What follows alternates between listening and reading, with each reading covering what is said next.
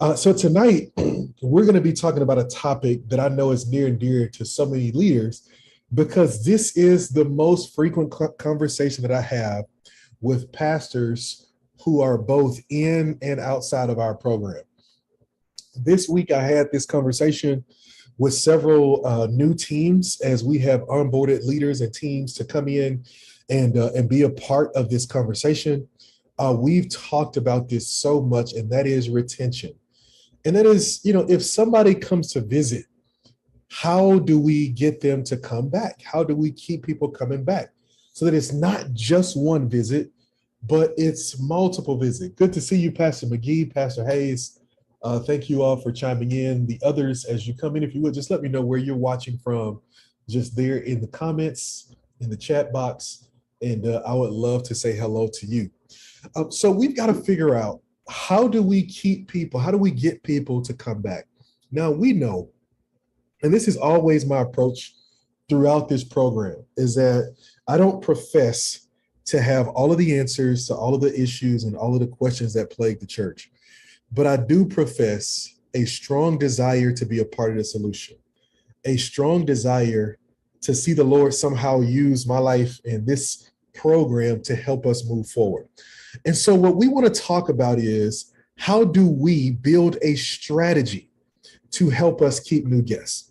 Because even in this downturn of church attendance, many of us are seeing new people come through the door. We're seeing new people visit. We're seeing new people show up. And so the question then is retention. And so tonight, what we want to talk about is building a strategy to keep new guests coming in, building a strategy to make sure that new people can continue to come in and continue to be a part of where we are. All right. So if you're still coming in, if you just come in, take a moment and let us know where you are from and even the name of your church. We just want to say hello to you. And one of the reasons that we also want to do this is one of the things that we're getting ready to work through in the program and that we're getting ready to add. I'm going to tell you about something else we've already added. But one of the things that we are getting ready to add as well is a community. And many of you have been asking about establishing some connection with other leaders who are in similar spaces. And so often when I talk to you all as leaders, I get a chance to see that you're in similar places as one another and how you all could benefit from maybe doing some one-on-one calls with us together. Good to see you, Pastor Cobb. And so we're looking forward to doing that and to connecting you all with one another and to connecting with you all. All right. So let's jump in. Let's talk about retention. Let's start here. Let's talk about the cost of not taking action. Before we start talking about retention, before we start talking about a solution, we've got to talk about what happens if we don't take action. Because one of the things sometimes that keeps us and our teams and our churches stuck is that we are concerned about what it will cost us to move forward. How much energy will it cost us? How much time will it cost us? How much money will it cost us?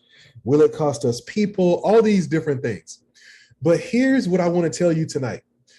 I can almost guarantee you it will cost you more to do nothing than it will cost you to do something.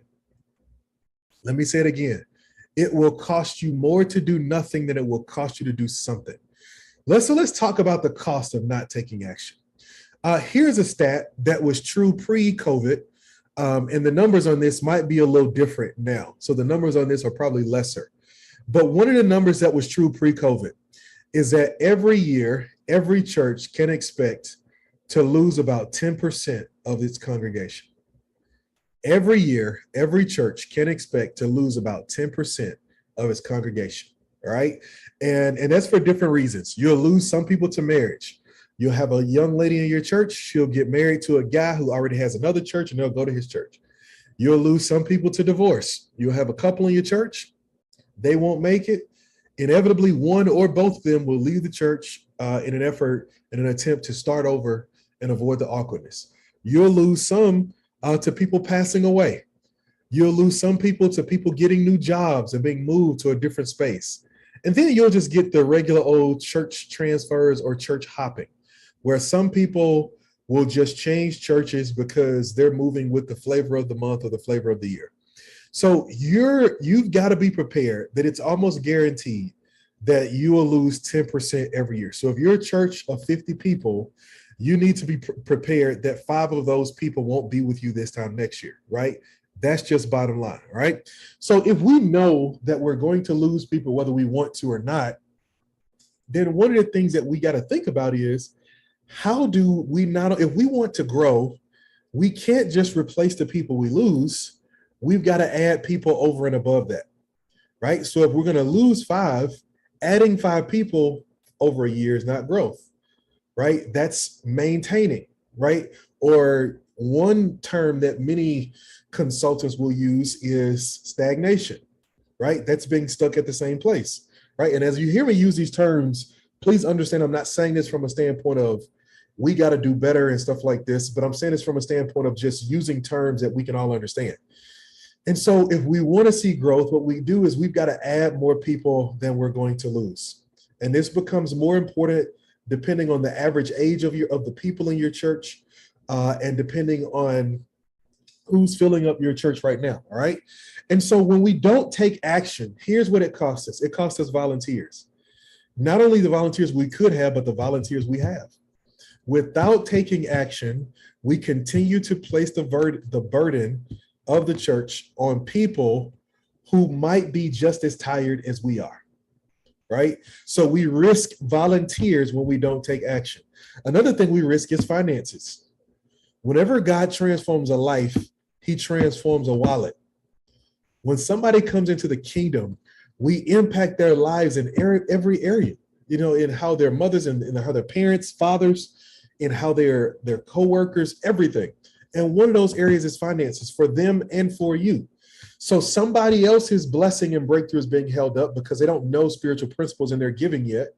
And the church's ability to expand its vision is being held up because you don't have the resources to do the things that you dream or that God has put in your heart to do, right? And so now you've got those 2 issues. The other thing is another cost of not taking action is numerical growth. Is that you could see new people added to the kingdom of God, but in order for that to happen, you've got to take action. You have got to take action to say, okay, I've got to go forward, right? I remember years and years ago, we would always hear that this idea of somebody who is just kidding themselves or fooling themselves is that they keep on doing the same thing and expecting things to change. Like they just expect that something is just going to fall out of the sky, and all of a sudden, this thing that hasn't worked forever is all of a sudden going to work. And so my point in saying that is we've got to take responsibility for taking some spirit-led action to begin to move in the right direction. So here is what I'm talking about when I talk about growth, is I'm talking about eliminating barriers.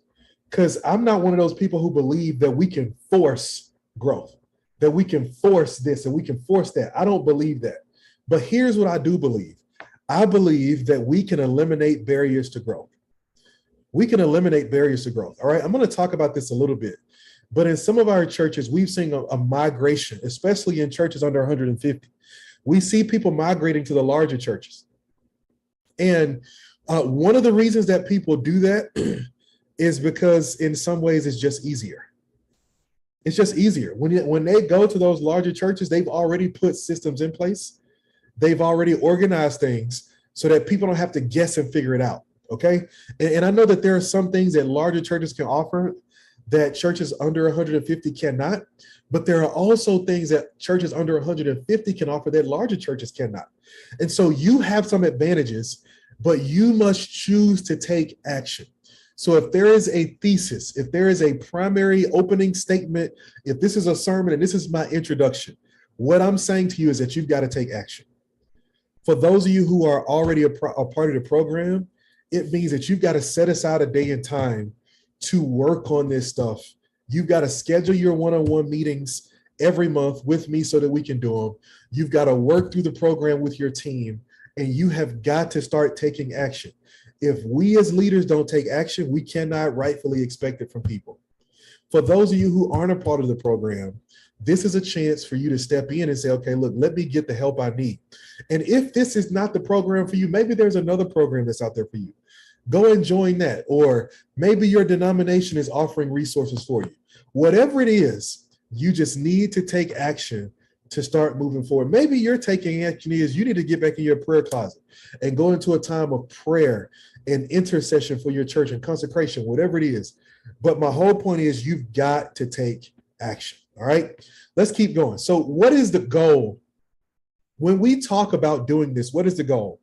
Is we must develop a plan for people. All right. So you see that picture there on the screen. That's my friend Lee. Lee is a part of our church, and Lee actually joined our church. He was a part of a recovery program in our city that we support, and part of a group of guys who, we have a van from our church go over and pick them up and bring them to church every Sunday. We still do. We have a van that goes to 2 recovery programs here in the city and brings men to church every week, because I truly believe that men in recovery are one of the greatest overlooked resources in the kingdom of God, because many of these men are great people. They are people who were successful at different times in their lives. They simply went down a road that threw them off. And the truth of the matter is there is a great opportunity for them to come back. And many of them do. And Lee is an example of that. And Lee has shared his testimony publicly many times with our church. But Lee is there, and Lee is a part of our church. And what you see there is Lee on graduation day. We're giving him his certificate to celebrate that he completed our discipleship class and was ready to take a next step into ministry. And he went immediately to go and work with the ministry that's associated with our church called Life Converge, where we actually work with people in recovery, and we just begin to teach them spiritual principles and help them take next steps in their faith. All right. It's we treat it like one of our small groups, but really it's a separate ministry that teaches 13 classes in the city throughout the week at recovery programs. And so Lee came through that program, and Lee now is about to go out and help us with a new potential ministry or church plant that's coming out of our church. There's a church that we were associated with that closed down, and Lee has stepped up and volunteered and said, hey, look, we know that leader is leaving, but if we want to keep this going, I'm willing to help. And one of the things I'm praying about is whether or not we can approach this with Lee as the apprentice, with the goal of him becoming the lead person in the next 2 to 3 years, right? And this is a person who, when he came through our class and discovered that his APES or his fivefold giftings were pastor and teacher, he said, no, you got to be lying. No, that's where I came from. I was leading people down the wrong path. This can't be right. And now he's embraced it. And now he's on a plan to begin to become who God wants him to become. Now, I'm not saying every story will be Lee, but here's what I am saying is that as the church, we must have a plan for the people who come to the church. And so that's one of the huge goals. If you're already in the program, you need to go through module 1 and module 2 and work through our church funnel. Work through the funnel of looking at the plan that we've already laid out for you and the template that we've already created, so that you can now walk through that and begin to move down the path of making sure that you have a plan for people, right? That is the ultimate goal. So let me give you 3 simple steps in helping you start to think through your plan for people. There's more to it than this, but I'm going to give you some basics. Basic number 1 is the welcome center. This simply means that in your physical worship service on Sunday, and eventually in your online space, you need to have a prepared place just for new people. You need to have a place for new people. I went to a restaurant this weekend. They had a hostess booth, but it was one of those mom and pop type restaurants where you just come in and you just sit down. And I didn't know that when I got there. And so I stood by the booth for like 5-7 minutes, right? And I stood there and people were just walking around me, walking past me. And one of the servers even just walked right by me and just assumed that I knew I was supposed to just go pick a seat and sit down. The only way I figured it out is somebody else came in after me and just went, sat down. And I was like, okay, I guess I just need to go sit down. And I went, sit down. But I felt some type of way. I felt some type of way because I was a guest and nobody in that place recognized it and recognized that I didn't know what to do or how to operate here. And so the same can be true for church. You can't assume, especially in this climate, that people know what to do when they're new. And so you need to create a plan for them. And a part of it is the Welcome Center. And that's just having a place, a table, a booth that is earmarked just for new people who come to church. All right. And so in being prepared for new people, one of the things that you're communicating and that you're understanding is that attention follows investment. Is that anytime you invest energy and focus into something, your attention moves in that direction. Jesus said it this way: where your treasure is, there will your heart be also. And so when you start to invest time and energy and money into preparing for new guests, your attention will follow that investment. And guests, hear me, guests can tell when you're prepared for them. They can tell when you're ready for them. And so you want to be ready for guests by making sure that you have this set up. Again, if you go to module 2, there's an entire layout for this with documents and next steps all there for you. All right. Again, I mentioned earlier how people are migrating to larger churches. One of the reasons that they're doing that migration is because those churches are already organized. If you're in a predominantly African-American church, you even see people who are from your neighborhood and community migrating to not just to larger churches, but to larger churches with people who look completely different from you and from them. And a part of the reason is they're already organized. But here's the good news. Big churches do not have a monopoly on organization. Is that we can be organized too as churches under 150. We too can be organized. We don't have to have a million ministries to be organized. We just need to be tactical in the things that we do have. So instead of trying to do a lot of things okay, let's make an aim on doing a few things well, right? Let's make an aim of doing a few things well, and I think we'll see something happen there. And so a part of it is building a welcome center. And again, at the Welcome Center, you're simply having a designated volunteer who is there to greet new people and to say, hey, look, we're so glad you came. We want to get your contact information. Hey, look, come here. Here's where I'm going to sit. You can sit next to me.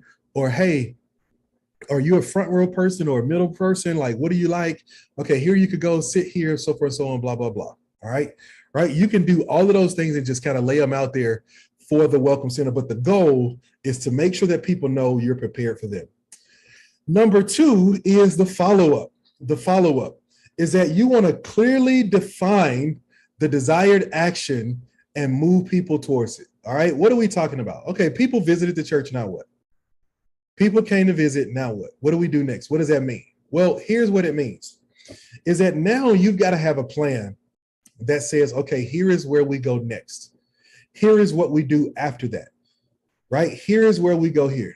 All right. I'm going to drop the deepest statement I have ever made, like that I'm going to make in this entire webinar. Here it is. If you're ready for it, I want you to buckle your seat, but here's the deepest statement. Some people did not come back to your church simply because you never asked them to. Goodness gracious. Some people did not come back simply because you didn't ask them to. And so when we talk about follow-up, what are we talking about? We're talking about what you will do to show the people who visit that their visit was just the beginning, that their visit wasn't the end of the process.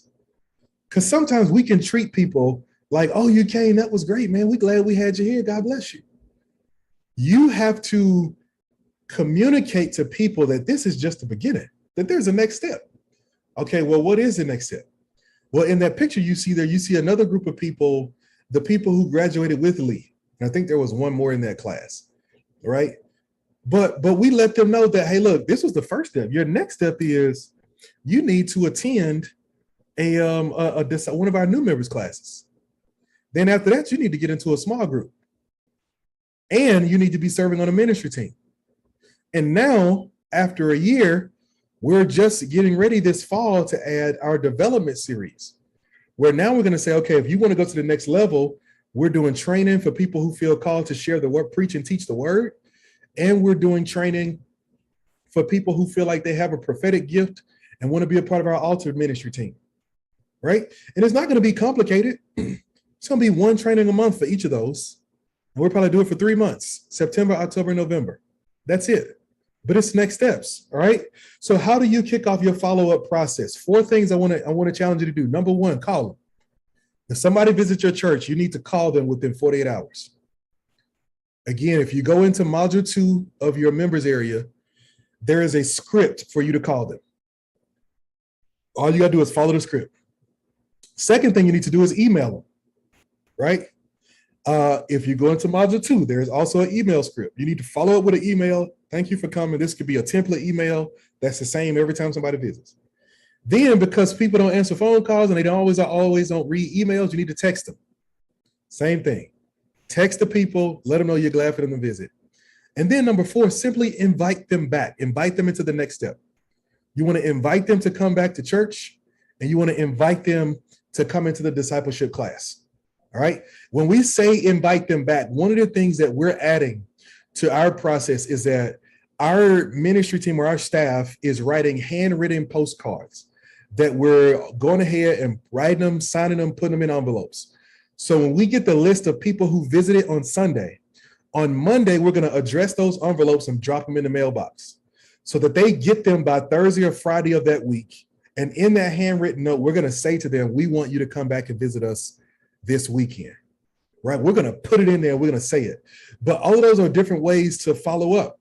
And really what we're doing is that we're taking a broad approach.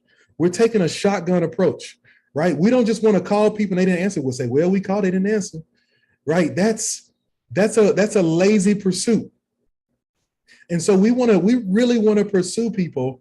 And so what we want to do is we want to email, call, text, send the postcard, invite them to come back so that they take a clear next step. All right. Some people have not come back simply because they haven't been invited. And so we want you to invite it. I see Pastor Carl said that was good. Good. Glad it's blessed. All right. Here's the last one, third part of this, and then I'm going to give you some bonus content. Is the third and final thing are handoffs. Handoffs. You've got to keep people from falling through the cracks. Sometimes we follow up and we call people and people say, yeah, I'm going to come back, right? Because one thing is if somebody visits one time and then they come back and they don't come back, we want to get them to come back. That's one form of retention. Another form of retention is somebody comes 3 times, but they never take a significant step. And so a month later, they disappear. And so a part of that is handoffs. We got to keep people from falling through the cracks by defining who's responsible for who. And this is a lesson that I learned really well this summer. I took my first somewhat of a sabbatical as pastor of the church I currently lead. And some stuff has fallen through the cracks as a result of it. And so now I'm retooling the areas that I see were not as clear for some team members as I thought they were. And you have to do the same thing as a leader, is that you've got to make sure that your handoffs are clear. Here's what I mean when I say handoffs, is that people should be responsible for people. You know, growing up in the old Baptist church, when we had deacons, a deacon might be responsible for everybody last name A through D, and then E through J, and so forth and so on, right? But it was the idea that everybody had somebody who was responsible for them. Because if nobody's responsible for people, who do you go to when there's a problem? And when nobody's responsible, you know, you have to end up going to yourself, which just adds more to your plate, adds more stress, more pressure, all those things to you. And so what you need to define is handoffs, is that who is responsible for people at every single stage. I want you to get this statement. When no one is responsible, the church is irresponsible. I'm going to say it again. I need to turn this into a reel. When no one is responsible, the church is irresponsible. And here's what I mean. If nobody is responsible for new people when they show up, then they're going to be dropped, and the church is going to be the one who is seen as irresponsible. If nobody is challenging people to take a next step in their faith, then people won't do it, and the church is going to be responsible. And so people need to be responsible. People need to be responsible. And so you've got to think about that, all right? Here's another thing I'll say about this. One team member should not be eternally responsible for people in your church. Your discipleship person should not be responsible for people from the time they join to 3 years from now. Your discipleship person should be responsible for people for a predetermined amount of time. All right. Again, if you go into module 2, you're going to see all this information laid out for you in the module called handoffs. I think it's module 0.6, which is one of those modules. All right.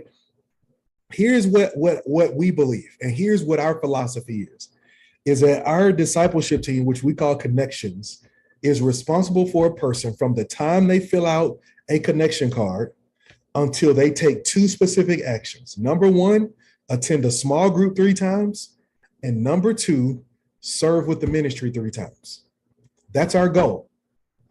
And if I'm honest, our team is still working out those kinks, only because we've got to get every small group accustomed to reporting who is attending their small groups. As soon as our groups get consistent in reporting, we'll be able to track those 2 actions, right? But right now we're doing it relationally. And so now we're talking and we're going like, hey, I know such and such is in your group. Have they been attending regularly? And the small group leader can say, yeah, they have, or no, they haven't, right? But until then, our connections teams continue to say to them, hey, I'm just checking in on you. I know it's been a while. I want to just encourage you. How do you feel like the small group that you're doing was going for you? Maybe it wasn't the right one. Would you like to try another one? Whatever it may be, right? All those different conversations must be had. And that's a part of the handoff, all right? And so here's the thing to think about is that people should move through the church to their next level of development. I cannot tell you how important this is. High quality people will demand development of you. High quality people will demand development of you. They will not just allow themselves to stay stuck where they are. And so they're going to get on your nerves asking you questions about what's next and what are we doing here and what are we doing there. And so you've got to make sure that you have, even if it's simple, have something in front of them. You know, one of the things that I did is that I started leading a small group last year. And for a year, I've led a men's small group because or 6 months rather. And one of the things that I said is I wanted to make sure that men who want to grow as leaders and want to grow spiritually, that they know that there's a high level development option available to them. But I didn't want to create a whole new program that was going to cost us more time, energy, and money. And so I just put it in our small group structure, right? And that's how you work smart, is that you decide on your structure, you decide on what your focuses are going to be, and you stick to them. So for us, it's small groups. So when we try to do something new, we want it to come in through that same vehicle of small groups. So we don't have to reinvent the wheel or create something new, right? And so you want to make sure that people are moving through development in the church. This is a part, because once you have this set up, now you can communicate it to people when they come to church. This is how you cast vision. If you don't have this stuff at least thought through, more than likely you're casting empty vision, or you're casting vision that you're going to go back on. You're casting vision that you're not going to be able to fulfill. And so what you want to do is you want to make sure that you have this stuff laid out, that you set it up and put it in place, and then roll it out to people so that they can begin to come through it. And again, I understand some of it you can have, and while some of it you're working out, but I would say that you got to have at least these first 2 things ready to go before you jump out into the next one, all right? So again, those are your 3 steps for a simple strategy for retention. I'm telling you, if you just do those 3 things, for those of you who are a part of the Church Systems Bootcamp already, if you just go into the members area and you just set a goal over the next 30 days to work through modules 0, 1, and 2, you can get all of these things accomplished and be leaps and bounds ahead. I'm telling you, if you do these things, they will work. I have not just seen them work for us and help us, but I've seen them work for other churches who are in the program. So just take those 3 steps and it'll make a difference. All right.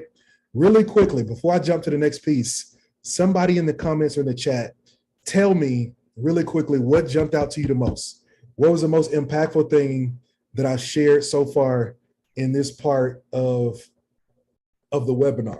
Because I'm about to give you a bonus thing that's related to retention but I'm going to talk to you about your team for just a second. But really quickly, in the chat, tell me what was most important and what jumped out to you most. What jumped out to you most?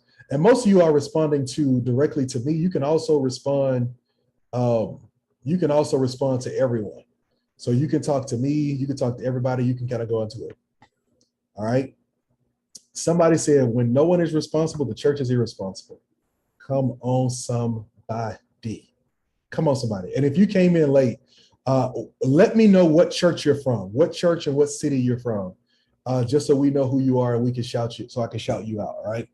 When no one is responsible, the church is irresponsible. Okay, that was a good one to a couple of y'all. All right, beautiful. All right, and keep posting that, keep sharing where you're from, your church, all those different things as we go forward. People go to other churches because they have systems already in place to make it easy to get in and fit in. Yes, relationships are one of the hardest things to infiltrate in small churches. It's one of the hardest things to infiltrate because we build small churches, smaller churches, and I again consider churches under 150. We build them off of family. And when we build them off of family, somewhere ingrained in our heads, we believe that our family is always meant to be permanent. And we don't naturally just think about family as always expanding. Is that a family is not just one thing, right? A family is a group that new people marry into, new people get adopted into. It's always an expanding thing. You discover in-laws and cousins and people you didn't know. It's an expanding thing.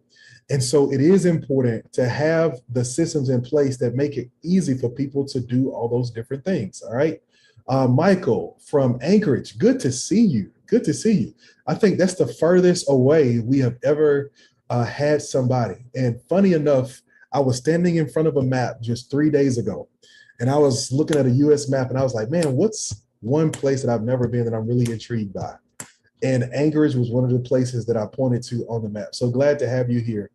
Pastor Hayes said handoffs. Yeah, very important to have handoffs. All right. Good to see that we got the whole crew from Faith Church. Good to see you all. All right. So I want to give you something, and this is a bonus. I want to give you this bonus piece because I think it's going to be valuable to you. I want to talk to you about internal communication. And full disclosure, I'm sharing this because this is something that I have been, as I said, I'm coming back from a bit of a break, a sabbatical of sorts. And so this is something that I'm being challenged to take up in our church currently right now. And so since I'm taking up in our church, I'm working through it and I'm defining it and I'm relisting some things because this is so important. I believe that this is a season of the church where senior leaders cannot lean out, but we must lean in. This is a season of the church where senior leaders have got to lean in more. We've got to lean in closer. And I'm saying that because this, and I hate to keep referring to it, but this last season of pandemic has changed the church forever. And one of the things that it's done is that it's almost recalibrated our visions, our missions, what's important, what's valuable, and what's accepted and not accepted within the church. And so we've got to adjust to a new normal. For many of us, we've got to craft a new normal.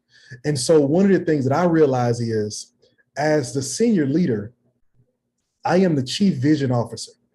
And so I have got to constantly be championing the vision and the mission. And so I realize that this is time for senior leaders, that we have got to get more involved than we have been in the past. I believe that's the only way to the other side for us. If we're going to break through this rut and break through this lull, we've got to develop the strength to communicate and to dig deeper again, to push through to the other side, not to let up, but to keep on pressing across. All right. And so here's one of the factors that's going to be absolutely huge in this. It is going to be internal communication. How our teams communicate with one another, how our leadership teams communicate with one another.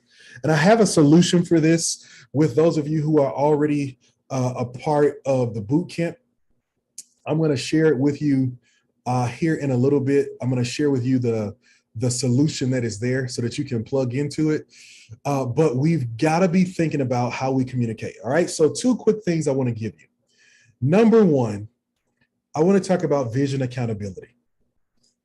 Simple question. Does the direction of every team in ministry match the direction of the senior leadership team? Right? And the senior leadership team of your church could be your staff. It could be your ministry leaders. It could be whoever it is that makes decision at the top. And it doesn't matter how many people that is, whether it's 1 person or it's 3 people or it's 5 people or it's 12 people, right? Whoever the people are, along with the senior leaders who help make the significant decisions in the church, is every ministry and every team moving in the same direction? This is super important because the primary team has to have the same vision as a senior leader, right? You see those train tracks there? Y'all have to be on the same page about which direction we need to go. Because if not, you're going to be fighting over the steering wheel without knowing it. And steering wheel fights come out in so many different ways. Some of them are in your face where somebody just says, no, I don't agree with that. But most of them are under the surface where different people just decide, I'm going to keep on doing what works for me. I'm going to keep on doing what's most convenient for me. I'm just going to keep on moving in a direction that's most comfortable for me. And so I truly believe this with all my heart. This is the season to address misalignment. This is the season to address misalignment. You know, I've been wrestling through this myself and praying through this, but one of the things that we've got to get tenacious about is addressing misalignment, right? There might be people on your team who are still stuck on a previous season of vision without being willing to move to the new season of vision. And let me say this is so important. Don't let people hold you hostage by trying to convince you that whatever vision you decided on in one season needs to stay the same, and that as a leader, you are wrong for shifting visions. Because sometimes you have to shift and the vision will shift to fit whatever it is that God is calling you to do. Nobody told Apostle Paul, hey, look, when you write to the church at Ephesus and when you write to the church at Philippians, you need to send them the exact same letter. No, because the timing, the place, and the culture dictated that the message would stay the same, but the methodology had to evolve. Don't let people, senior leaders, leadership team, don't let people convince you that you are wrong if the vision is evolving as the Lord is leading you to go. Now, that being said, you cannot be flippant and schizophrenic and constantly having a new vision every week. As you hear from the Lord and you get the vision, which is why I'm talking to teams, because I think there is safety in vision being the vision of a team versus being a vision of an individual. When it's the vision of a team, it's going to be more stable in most cases. And so you need to address misalignment. Here's a word for the season. I want somebody to put this in the chat for me. Oneness. Oneness. Oneness. I'm starting a series this weekend where I'm talking about really having oneness with God every day. It's called 24/7, but the tagline is living as a believer beyond Sunday, right? So I'm challenging everybody to see that we're called to live as kingdom people every day of our lives, in every moment, in every situation of our lives. So I don't just give Jesus my attendance on Sunday morning, my service on Sunday morning, and say I did my part. I've got to serve in service projects throughout the week. I've got to serve my family with kingdom principles. I've got to go to work with kingdom principles, everything. And one of the things that I'm really going to push is oneness. Jesus prayed, Lord, I pray that they will be one as we are one, that we will be on the same page, that Jesus and the Holy Spirit didn't have 2 different missions.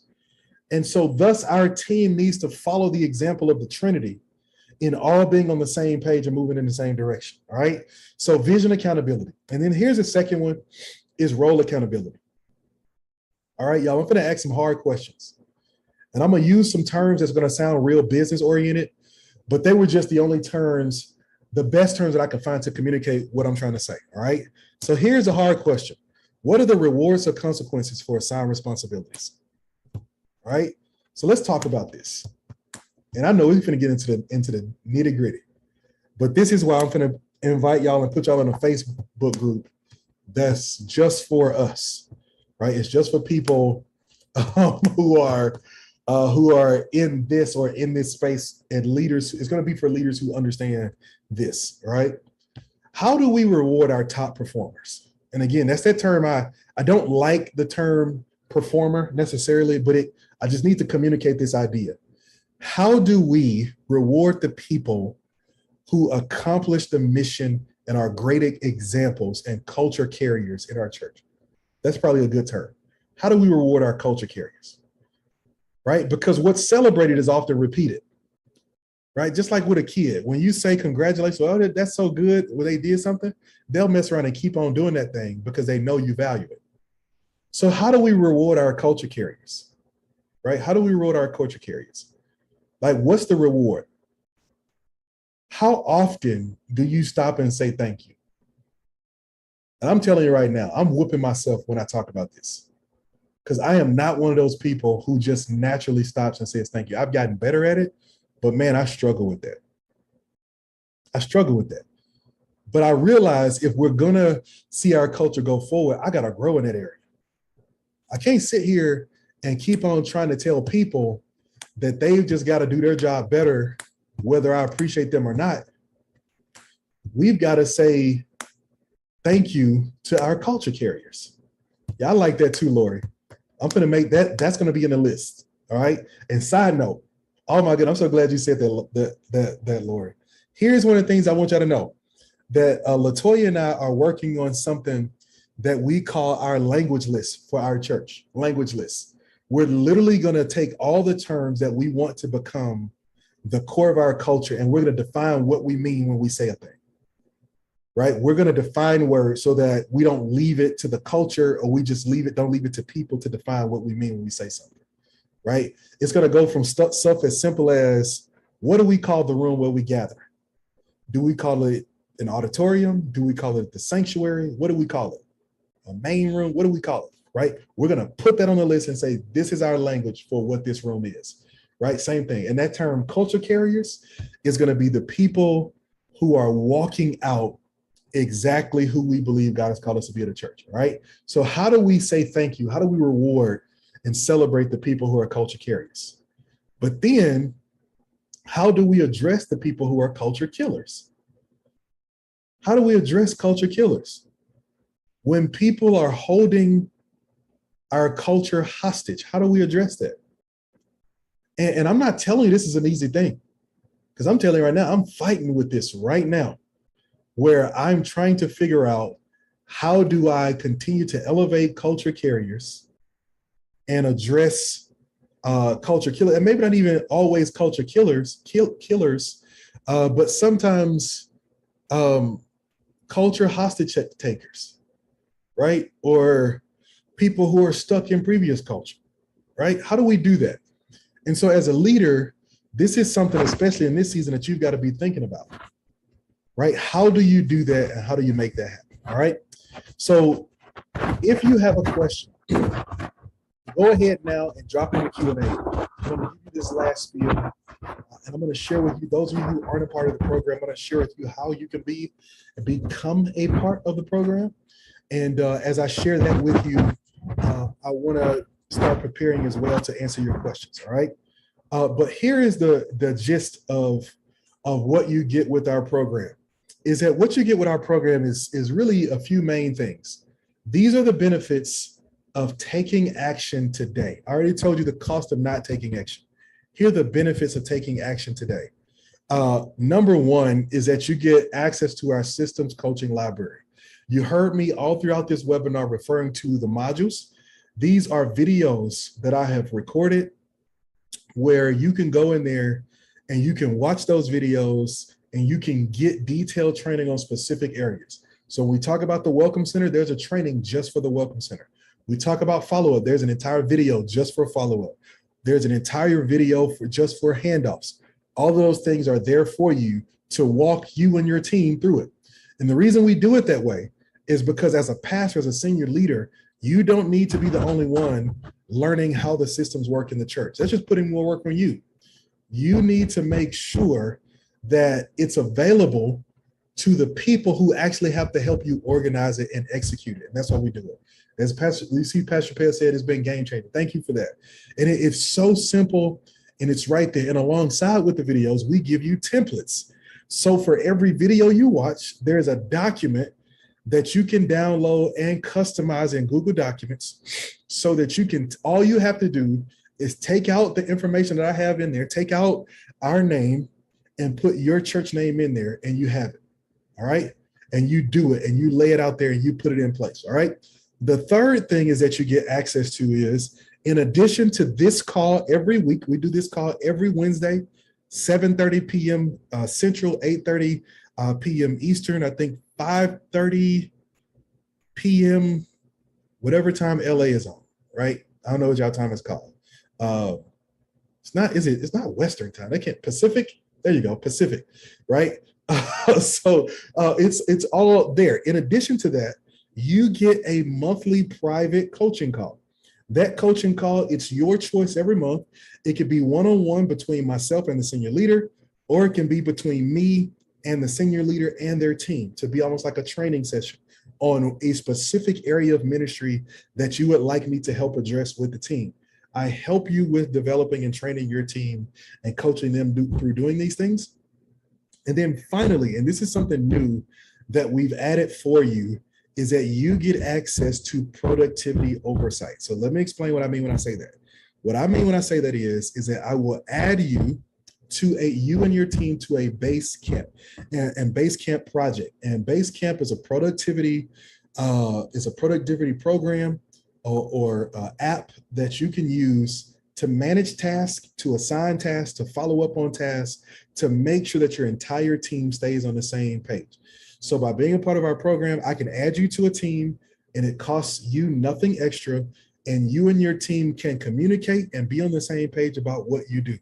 It's not for me to manage and necessarily control the projects that you all do, but I am there to help you at least get it set up as a part of your onboarding and to allow you to run. And if you have specific questions, it's a place for you to put information where I can help answer those questions with and for you. And so all of that is a part of our program. When you decide to come into our program and jump in, you get access to all of those different things. If you're not in our program already, if you click the link I just put in the chat, you will see a landing page that will walk you down through the details. For those of you, your church is already a part. I am collecting emails and names from your pastors as we speak. And so tomorrow, all of our new churches who just joined, we're going to be batching you into the program tomorrow. So as of tomorrow, you'll have access to the modules, and you'll be able to walk through the modules and actually start your training and start walking through. All right.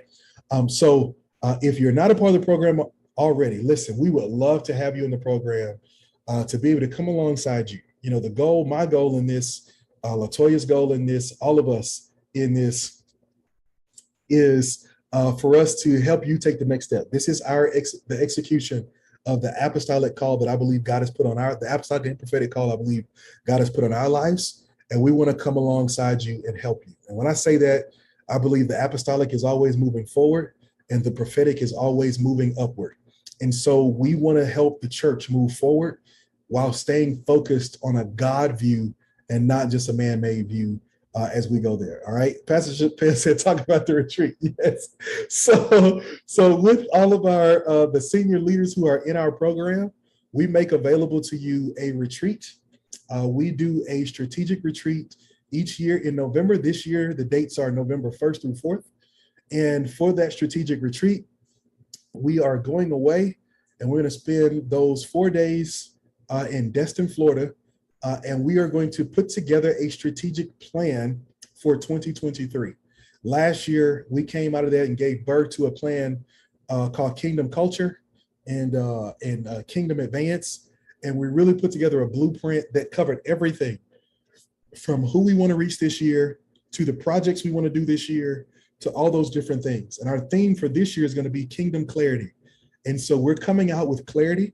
This year, we're not only putting together a strategic guide, we're putting together guides for teams as well, for leaders.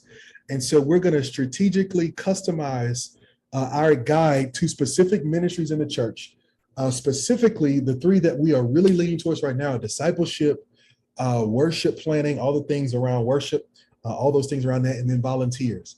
And so what we're doing is that we only make that available to the leaders who are in our program. And we currently have exactly one room left. We've got one room left. We started out with a whole house. We do a nice size house, and it's only for people who are clients, because I mean, let me just be honest. Me and my wife gotta live in a house with you for a week. I need to at least know you and know you cool a little bit, so we can be in the house with you. And so we've got one spot left. I will share the link to that with our pastors, so that if you would like to be a part of that and you're already in the program, you can sign up for it. But we would listen, Lori, we would love to have Pastor there. I'm telling you, it will be a game changer. It is like nothing I've ever been a part of before. And so we just need to secure it, because like I said, we only have one room left, and we want to make sure that we get in there. All right. So I did see one question. Let me go back and answer this question. It says, how do you handle culture hostage carriers? Should they be inclusive in hopes for change or excluded? Great question, Lori. Lori, when you get access to the program tomorrow, and I'm going to pull this up really quick because I want to show it to you. I want to show you exactly where it is inside of the program. There is a module that I want you to go to, because we start answering this question. And I'm going to give you an answer here as well. But I want to show it to you so you'll know exactly where to go. All right. So let me do a new share. All right, here we go. So this is what it looks like when you log into the program. You're going to see start here first. And one of the things I want you to watch is that I want you to watch this session right here on your MVPs, clarifying your mission. Because here we're going to talk a whole lot about making sure that you've got your mission laid out, that things are on the same page. Because a part of the challenge that we face is that we first got to give clarity to people so that they are fully aware of what the expectations are. That's the first one. But then the other one that I want you to watch, and I'm trying to see which module it's in. And you know what? It actually may be on our Facebook page. So I think that one is on Facebook because I did it as a webinar replay. But if you go on my Facebook page and just look at my videos, there's a video that I play about every other week called How to Get the Most Out of Your Teams. If you go watch that video, it's going to talk to you about how to handle the old guard and the new wave, like the people who are pushing toward the mission and the people who are stuck in the past. And the short answer is, one of the things that we also talk about that are so vitally important is that we've got to think about three things. Who are the people who need to be reset, right? And reset simply means that if we have a conversation with these people and just come back to the table and have a direct conversation, give them clarity, that clarity, those clear expectations will help them, right? Some people, very small group of people fall into that group, right? The second one is, who do we need to reposition? There are some people who are just out of place for their gifting and their competence and their ability. They're good people, but they just don't have the ability to do what you're asking them to do, right? And that can mean a couple of different things. That doesn't mean they're a bad person. It can just mean that they're just not able to do it. They're just not gifted to do it. And so you need to identify people who are just out of place, right? They're just not there. They just can't, it's just not their thing. It's not their area. So they need to be moved to another area. So that's one way you do it. But the big one, if you're talking about people who are culture hostage carriers because they simply don't want to see things move forward, or simply because they don't want to get with the program, or they just want to walk in open rebellion, then now you've got to have a conversation about removing people. And those are the three things we talk about: reset, reposition, and remove. And when we talk about removing, what we're saying is saying to them, hey, look, we love you, but in this season, we need to go a different direction. And that's it. And we say, hey, look, we want you to stay a part of the church. Now they won't, in most cases. But you say, look, we want you to stay a part of the church, but we need to move forward. And I'm glad you asked this question. And here's why I'm going to tell you why. And this is one of the things that's whooping my butt, right? Because keep in mind, I want you to know this whooped me before I pass it to you. One of the things that's whooping my tail right now is that I know in the church, some of the greatest addition you will ever have comes from subtraction. Some of the greatest addition you will ever have comes from subtraction. Again, go back to the original slide. What was the original focus of what I said in one of those early slides? Matter of fact, let me go back to it. Don't even take my word for it. Let's go back to it. What is growth? Eliminating barriers. Some of your greatest growth will come from eliminating barriers. It's not that you need to manufacture growth. Healthy things naturally grow. You need to remove the things that are stopping you from growing. And sometimes that's the wrong people. Sometimes it's people who don't want to see things grow, who don't want to see things move forward, who don't want to see things go to the next level.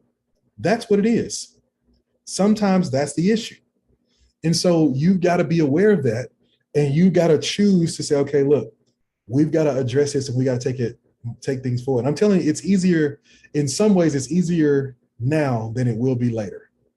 And so, Lori, you and me both and our teams have to step into that. And we have to ask who can be reset, who can be repositioned, and who needs to be replaced and removed. All right. Great question. Thank you for asking. All right. Listen, I hope and I believe that this passed some real value to you all. And so I hope that you'll take some next steps, take action. You're already a part of the program. Go right now. Take some next steps and let's move forward in what God is calling us to do as the kingdom, as a church, as believers. If you're in the program, you want to be a part of the retreat, all you've got to do is just message me, text me, email me, whatever it is. Let me know. I'll resend you the link. I've been sending it out to members via email for the past couple of weeks. But again, we're down to that last spot, and it sounds like Pastor Chappelle is going to get it. And so do that. And if you're not a part of the program, come on, let's take a step together. This might be the thing that you need to get over the top. And we would just be honored to serve you and to serve your team and to be a part of it and to help you do it. All right. I'm telling you, we've got some exciting things coming for you all in the future. Myself and my wife, Latoya, who's on the call with us, we are partnering together to work out some leadership stuff where we're getting ready to lay out some clear leadership expectations so you can recognize the best leaders and the leaders who are moving up to be the best culture carriers in your church. And Latoya, as you're listening to this, that might be a term we need to start using somehow so that we can make that happen. All right. So listen, thank y'all for being here with us tonight. I so appreciate you. And I look forward to having a chance to serve you again in the future. God bless. And you all have a great evening.